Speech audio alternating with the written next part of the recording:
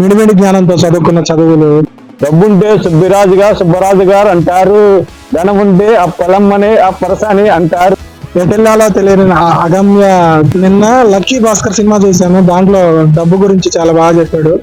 మనం డబ్బుతో వేసుకున్న ఆభరణాలు, బట్టలు అవే మనకి రెస్పెక్ట్ ఇస్తున్నాయి. చివరికి పాడి మోయడానికి నలుగురు కూడా రాలేదు. డబ్బు లేని వాళ్ళే డబ్బు గురించి మాట్లాడతారు. డబ్బు ఉన్న వాళ్ళు అయితే ఆ పార్థివ దేహం తీయండి, ఆ భౌతిక కాయం పట్టుకో. సరదాగా కాసేపు సాయంకాలం చిన్న చర్చా వేదిక. Chit chat with Nagaraju. Nagaraju, చెప్పు నీ గురించి. నా గురించి అవటానికి ఏముంది, పెద్దగా ఏమీ లేదు. నీ చిన్ననాటి జ్ఞాపకాలు, నీ చెడ్డీ జీవిత చరిత్ర, అలాగే గోళీలాట, బంగారాలాట, నీ స్కూల్ జీవితం, యవ్వన జీవితం. ఇప్పుడు ఏంటిది? ఇప్పుడు వద్దులే. మిడిమిడి జ్ఞానంతో చదువుకున్న చదువులు, అలాగే ఏం చేయాలో తెలియక MBA చేసిన జీవితం, ఎటెల్లాలో తెలియని అగమ్య గోచర అదేంటి అగమ్య. ఇలా సముద్ర తీరంలో కాసేపు సేదలు తీరదామని ఒడ్డేలో తెలిసింది, కానీ ముందుకు వెళ్తే ఎక్కడ పడిపోతాము అని భయంతో ఇక్కడే ఉండి అలా చూస్తూ ఉన్నాం. లోతెంతో తెలుసుకున్నారు రోజు జీవితం తెలిసి. లోతు ఎంతో తెలుసుకోవాలంటే ముందు మొదలు పెట్టాలి. ఇప్పుడే మొదలు పెట్టాను, అది ఖచ్చితంగా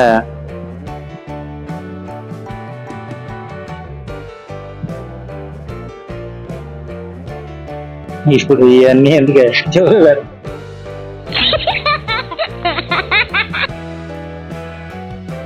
ప్రయాణం మొదలు పెట్టాను. చిన్నప్పుడు అందరిలాగే నేను కూడా బడికి వెళ్ళడం, ఆటలాడుకోవడం, బంగారాలాట, గోళీలాట ఇట్లా మామూలుగానే సాదాసీదాగానే జీవితం జరుగుతూ ఉండేది. చివరికి ఈ ప్రయాణంలో ఎన్నో కొన్ని విషయాలు తెలుసుకోవడం, వాటి నుంచి అనుభవాలు, పాఠాలు నేర్చుకోవడం, స్నేహితుల ద్వారా కొన్ని, ఉపాధ్యాయుల ద్వారా కొన్ని, సమాజం ద్వారా ఇంకొన్ని, అవన్నీ ఎంతో ఉన్నత స్థానానికి ఎదుగుదలకు తోడ్పడతాయని ఆశిస్తున్నాను, అనుకుంటున్నాను. కొన్ని ఇంప్లిమెంట్ చేయలేనివి, కొన్ని ఇంప్లిమెంట్ చేసినవి, చిన్న చిన్న భయాలు, అపోహలు తొలగించుకున్నాను. ఇంకా నిన్న లక్కీ భాస్కర్ సినిమా చూశాను, దాంట్లో డబ్బు గురించి చాలా బాగా చెప్పాడు. హీరో ఇంట్రడక్షన్ సముద్రం, బాంబేలో సముద్ర తీరంలోనే జరుగుతుంది.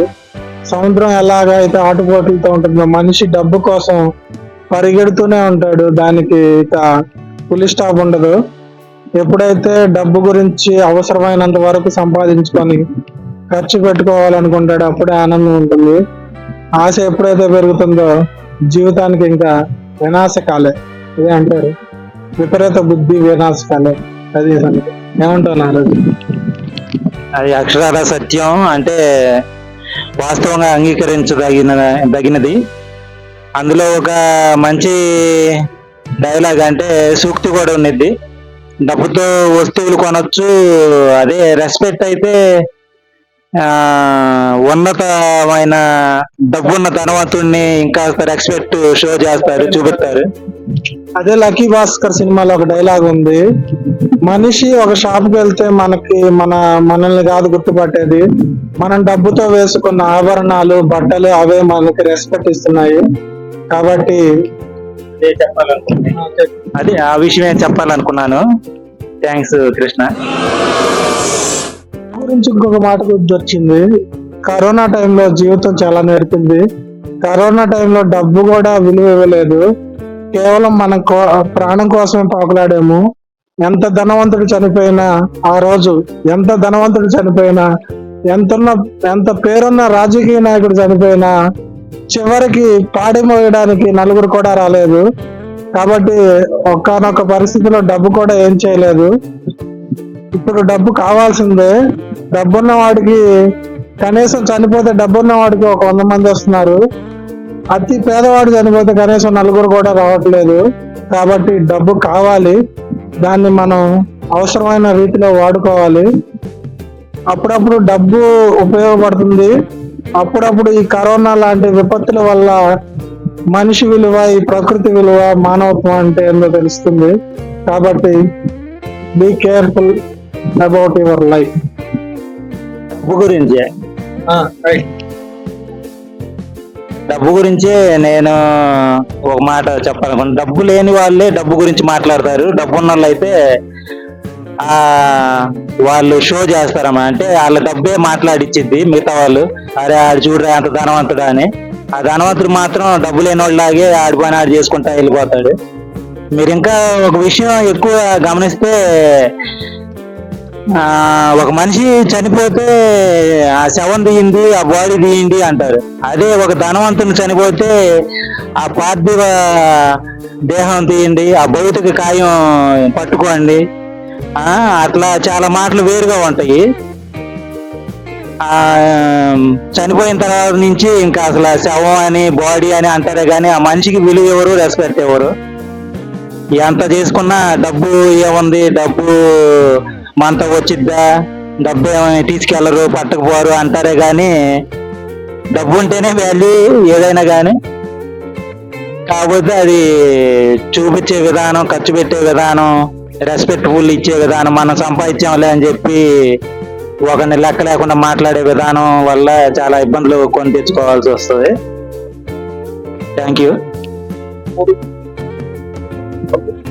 ఇప్పుడు టాపిక్ వచ్చి డబ్బు ఉంటే మనుషులు ప్రవర్తన ఎలా చూస్తారు, డబ్బు లేకపోతే ఎలా చూస్తారు అనేది మీకు వ్యత్యాసం నేను క్లియర్గా వివరించి మీకు చెప్పాలనుకుంటున్నాను. డబ్బు ఉన్న వాడికి వాడు పచ్చరన్నం పెట్టిన వాళ్ళ ఇంటికి వెళ్ళి నెయ్యి వేసి పెట్టాడరా అని అంటాడు.